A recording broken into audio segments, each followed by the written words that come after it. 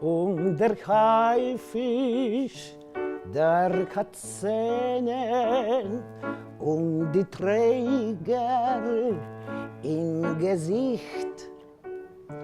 Und Makida hat ein Messer, doch das Messer sieht man nicht.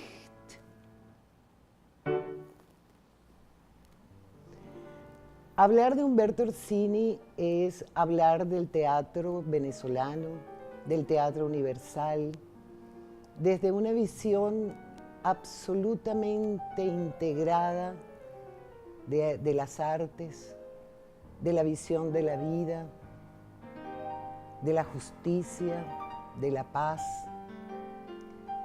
de la comprensión profunda de lo que el teatro es para toda la humanidad, que es la comprensión de lo humano e ir de lo humano hacia lo humano. Y Humberto realmente integra todos esos conceptos de una manera increíble. Umberto Orsini es un hombre que a todos los que tuvimos la oportunidad de ser sus estudiantes, nos enseñó la función social del teatro para construir la patria. Él podía pasar todo el día trajinando, como de hecho lo pasaba, que fuera de un lugar a otro, de una clase para otra, a una reunión, a una cosa, y él llegaba a la casa cansado y la distracción de él era sentarse con uno a conversar. Y eso era sentarse a conversar sobre cualquier tema. Para empezar, que él partía siempre del criterio de que el primer alumno en todas las cosas era él. A los 90 años seguía dando clases, seguía trabajando y compartiendo con todos nosotros, enseñándonos también a nosotros en lo que pudiera. Humberto fue una de las personas fundamentales, fue un orientador, un maestro, junto con el maestro Orlando Rodríguez. Fue un orientador, un hombre, un conocedor profundo de la dramaturgia latinoamericana. Me hace comenzar a pensar en ese hombre, ese niño que salió de Santa Cruz, del Orinoco, con escasos 14 años. Y ya traía en sus manos su primera obra de teatro escrita. A su pueblo llegó una compañía que montaba teatro, hacían escenas de teatro, pero que no tenían parlamento fijo, sino que ellos iban improvisando sobre los temas. Él se motivó y escribió una obra con 12 actos, ¿sí?, que hay que ver, y aquel muchacho de 14 años pretendía que aquellos señores mayores, además, montaran y se aprendieran los parlamentos. Nos conocimos en el año 48, 49, donde él venía de Upata, de Oriente. Él trabajaba en las compañías petroleras y se entusiasmaba mucho por el teatro. Por casualidad, él vio un aviso en la prensa donde había una escuela de teatro que dirigía Jesús Gómez Obregón, un profesor que había venido de México, que lo había contratado Luis Beltrán Prieto Figueroa, que era ministro de Educación. Por casualidad nos encontramos también nosotros inscritos en el curso de capacitación teatral. Nuestra vida fue desarrollándose allí hasta que la escuela de teatro desaparece. Se llamaba Casablanca. Este maestro tenía ideales políticos en cuanto a la situación, pues, de Latinoamérica y del mundo, y esas ideas, esos ideales políticos fueron insuflados y tomaron cuerpo en la vida de Humberto, y luego entonces, bueno, cuando esta escuela, este maestro, pues es acusado de comunista y al principio le quitan la dirección de la escuela y luego finalmente se va de Venezuela. Nosotros quedamos desamparados, pero nos unimos a esta gente mayor que ya tenía un poquito más de experiencia. A Gilberto Pinto, a Martán, a Torres. Se trató de fundar un grupo que se llamó el Cuicas, que lo funda Gilberto Pinto en el año 52 prácticamente. Nos rebelamos contra el grupo Cuicas y se funda el grupo Máscaras. Entonces yo, con César Rengifo y con un tal Furnero, amigo, comenzamos a buscar gente en diferentes partes, en barrios, en cerros, porque la idea de César era hacer un grupo de teatro, pero con otras ideas sociales y políticas. Me traigo Orsini y lo presento al grupo. Luego entonces cuando al maestro lo convocan a hacer el mural de Amalivaca, le proponen a Humberto Orsini que sea el director. Y Humberto se sorprende terriblemente y dice, bueno, ¿ahora qué voy a hacer? Y con su agilidad y inteligencia y capacidad de trabajo comienza su vida como director. Y luego él, claro, dirigió las grandes obras que se montaron en el Máscara, ya como director de obras de teatro. Orsini, junto con su hermano Osvaldo, formaban parte del grupo de teatro, pues, y el grupo de teatro tenía un carácter de contenido social. A través del grupo de teatro Máscara, él se vincula al Partido Comunista y pasa a ser militante del Partido Comunista en tiempos de clandestinidad. Él se involucra con el Partido Comunista en los años 50 y lo que tuvo, digamos, son altibajos, porque él como militante del Partido Comunista inclusive llegó a ser miembro del Comité Central. Hay una paradoja, porque después de la caída de la Unión Soviética como tal, con todo y que él era de los que creían que la utopía seguía, por decirlo así. De hecho, por eso el escrito de él de 1995 para el Día Mundial del Teatro.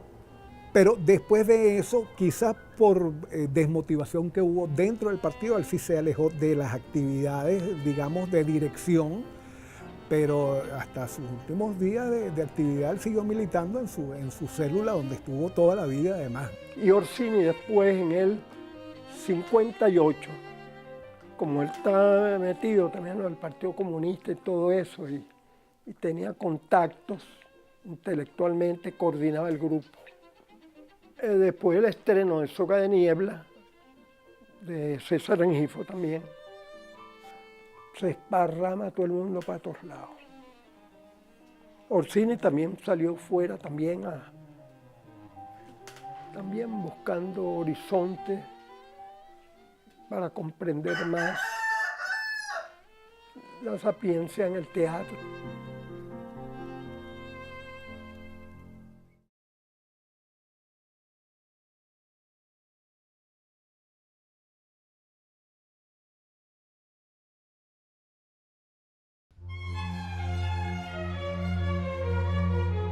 Al principio de la década del 60, el gobierno cierra el grupo Máscara.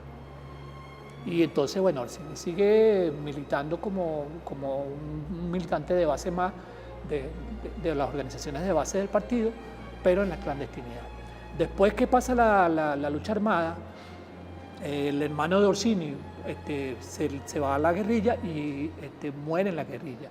Mira, la muerte de Osvaldo sin duda fue un golpe muy duro para él, porque además eso tuvo varias connotaciones, ¿no? Bueno, el mismo hecho de que a él le tocó ir a reconocer a su hermano, que además había estado enterrado, y lo desenterraron para que él lo reconociera. O sea, obviamente un cuadro nada fácil, y más que además quien los llevó al sitio donde estaba enterrado fue la persona que lo mató. Entonces, obviamente, esos son momentos que tienen que dejar una huella muy profunda.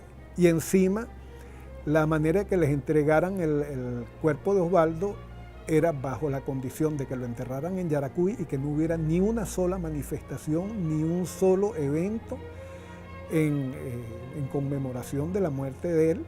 Yo pienso que en esa medida sí fue simplemente como un suceso trágico que pasó a ser un elemento más dentro de toda esa trayectoria, dentro de todos los elementos que lo llevaron a ser quien fue. Y Orsini continúa militando. Orsini se vincula con el teatro universitario, en ese tiempo dirigido por Nicolás Curiel, y mantiene vínculos, pues, y se vincula ya como un militante que va teniendo responsabilidades organizativas, primero a nivel local y después a nivel regional, y por último a nivel nacional. En ese periodo estaba el problema de la persecución, sobre todo a los militantes de izquierda, a las dos grandes organizaciones de izquierda que existían en ese momento, que eran el MIR y el PCB. La vida de Orsini que corría peligro porque tenía sus características en el campo de la organización, y bueno, era necesario que para preservar la vida que saliera del país. Mi casa toda la vida fue un centro de concentración, un centro de actividades, tanto políticas como culturales. Estaba toda esa gente que precisamente formó parte del grupo Máscaras, de los que fueron después del Teatro Estudio 67, que fue el otro grupo que tuvo mi papá en esa época. En Europa ni se diga, la casa nuestra era como la embajada no oficial de la cultura y de la política de Venezuela, tanto en Alemania como en Rusia, donde vivimos después. Fue un hombre que investigó muchísimo las estéticas teatrales más modernas de su época, era un hombre de su tiempo, viajó por toda Europa buscando información. Él desarrolló actividades muy específicas respecto a las técnicas que no las teníamos nosotros en el Máscara y que las aprendió él fuera, en el contacto con directores de teatro en Alemania, estuvo un tiempo en Alemania, en Rusia, y aplicando esas técnicas en cuanto a sus alumnos y en cuanto a lo que él podía desarrollar, en cuanto a la dirección, en cuanto a las obras que se montaban.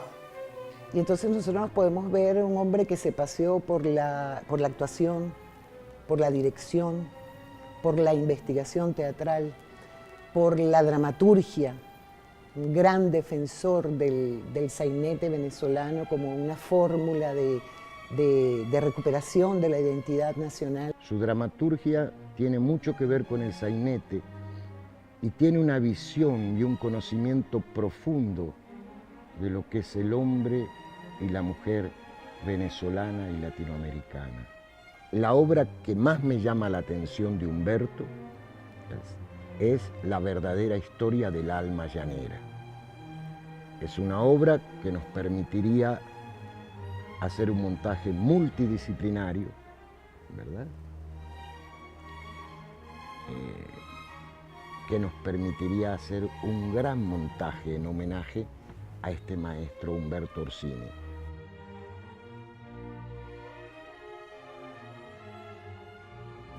Fui directora por algunos años de un grupo de teatro de niños y niñas con condiciones especiales.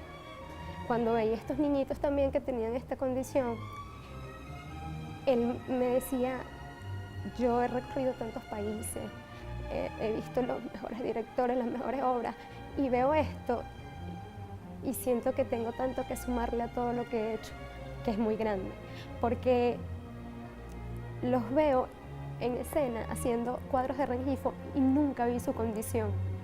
Vi el arte que hacen, vi lo maravilloso que el teatro está haciendo en ellos, la transformación humana que está haciendo el teatro en estos chamos. Eso cambió mi vida. Humberto era un militante. Humberto era una persona que no se disociaba en su hacer político y en su hacer personal y en su hacer teatral. Era un hombre que tenía unas convicciones profundas, una persona que militaba desde la teatralidad y militaba en la calle también. O sea, era un hombre que tenía una postura muy firme, muy clara, diáfana, en torno a lo que debía ser la humanidad entera y lo que debíamos ser los venezolanas y venezolanos. Cuáles eran esos grandes metas como colectividad, como nación. Cuando yo conocí a Orsini, ya él era miembro de la Dirección Nacional del Partido Comunista y tenía la responsabilidad, él era el responsable de la Secretaría de Educación y de Profesionales y Técnicos en el área de cultura. En la década del 80, él había organizado ya un par de eventos, un evento que era un encuentro de educadores comunistas, de donde salieron unas tesis, las primeras tesis de educación del Partido Comunista. Posteriormente, Orsini pasa a ingresar a la Escuela de Teatro César Rengifo, pero la experiencia de Orsini es reconocida como un hombre, como un cuadro que trabajó en el área de la cultura para el partido.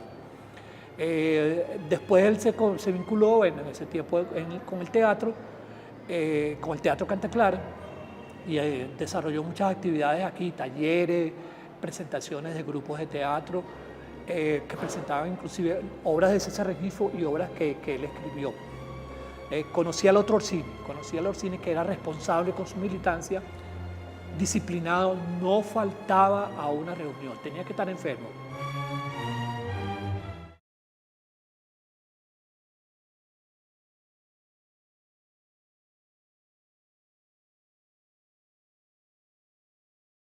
Umberto Orsini es UNEARTE.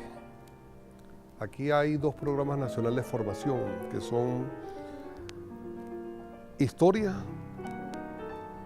y Educación para las Artes. En ambas, el nombre de Umberto Orsini es fundamental. Él estaba interesado permanentemente en la publicación, pero básicamente lo que a él le interesaba era justamente el mensaje que él quería dejar en su dramaturgia. Y permanentemente era un mensaje que tenía que ver con las grandes desigualdades sociales y la importancia de ver y combatir esas desigualdades. Fundamentalmente él establecía siempre una relación humana y tenía una visión social muy importante, muy importante. Creía profundamente en el intercambio de saberes con las mayorías nacionales. Fíjate que él va a dedicar muchas obras de teatro a la calle, a la plaza. Es decir, Umberto Orsini va a ser de la pedagogía, de la memoria e incluso hasta de los mismos poderes creadores del pueblo, como lo llamaba Aquilín Lazoa, porque Humberto fue un gran ingeniero. Humberto hacía pilas, Humberto hacía lámparas, Humberto hacía, o sea, a él no lo frenaba ningún tipo de problema logístico, era un inventor. Además participó en todas las iniciativas, la creación del Instituto Nacional, el Instituto Universitario de Teatro, la creación de la UNEARTE, la creación de la escuela, una escuela importantísima que funcionó al cobijo de la Dirección de Cultura en la UCB, donde se formó gente importantísima. Fundador de la cátedra César Rengifo en el Ministerio de Educación. Los aportes fundamentales fueron en tres áreas. Una de las figuras que hay, de las figuras organizativas que hay en el partido es lo que se llama la fracción de profesionales y técnicos. Él formó un tiempo parte de esa fracción, fue responsable de esa fracción, sobre todo en el área de educación. Entonces él fue responsable de que salieran las primeras tesis de educación del partido. Y por supuesto, él fue responsable de cuáles son las tesis que el Partido Comunista manejaba en la década del 80 y del 90 sobre lo que es la cultura, y en particular de lo que es el teatro y de lo que es el teatro popular. La dimensión de Humberto es enseñar permanentemente, fue un pedagogo permanente, fue un hombre alegre, jovial. Compartimos mucho, muchísimo en cuanto a toda la obra de Bertolt Brecht, porque él se convirtió en un especialista, tanto que él mismo dice en una entrevista que él le llamaban Umberto Brechtini, porque permanentemente estaba como vinculado a la obra de Brecht. Pero también así todo lo que tenía que ver con la dramaturgia venezolana. En el año 58 la viuda de Bertolt Brecht le encarga una obra de teatro, el último dictador, y él gustosamente la hace. Umberto Orsini es un paradigma para el teatrero de nuevo tipo que quiera encontrar al ser humano en el teatro. Humberto siempre me decía, yo a duras penas terminé la escuela primaria, ¿no? Pero realmente era un hombre erudito, de un gran conocimiento, de una gran sencillez.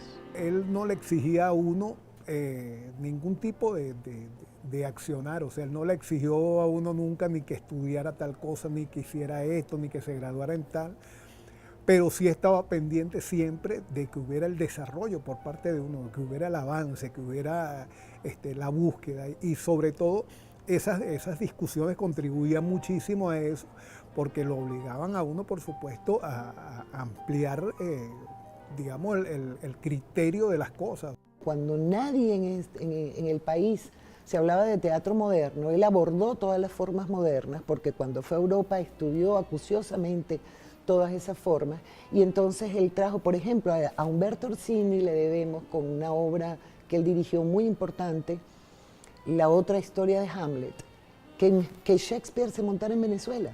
Él fue el primero que se atrevió, dicho por Leonardo Asparre, un gran crítico venezolano. Esa forma en que montaba Quijote, esa forma en que montaba La Barragana, esos títulos que uno recuerda. Era un hombre muy acucioso, muy crítico, un crítico maravilloso de la Cuarta República, pero sobre todo era un hombre también que le gustaba mucho resaltar los sainetes, resaltar esa Venezuela, tenía mucho arraigo a nuestras raíces. Ser nieto de Umberto Orsini para mí era un orgullo, o sea, un honor de estar, o sea, siempre que iba a sus obras de teatro, era para mí una satisfacción, una sensación de, oye, ese es mi abuelo, o sea, mi abuelo está haciendo todo esto. Y bueno, realmente vivir con él y con la familia, que todos aprendimos de él también a amar el arte, me llevó mucho también a mí a seguir ese camino, el arte. La primera cualidad, su humildad. Segundo, un hombre con convicciones bien firmes. Y tercero, un hombre que en el área de teatro sabía lo que decía y sabía lo que hacía. Maestro creador del teatro venezolano. Yo diría humanismo. Creo que la usé en más de una ocasión mientras hablaba de él, dedicación. Un hombre enraizado. Con una personalidad muy recta en lo que él deseaba hacer. Un hombre con un profundo amor a la vida.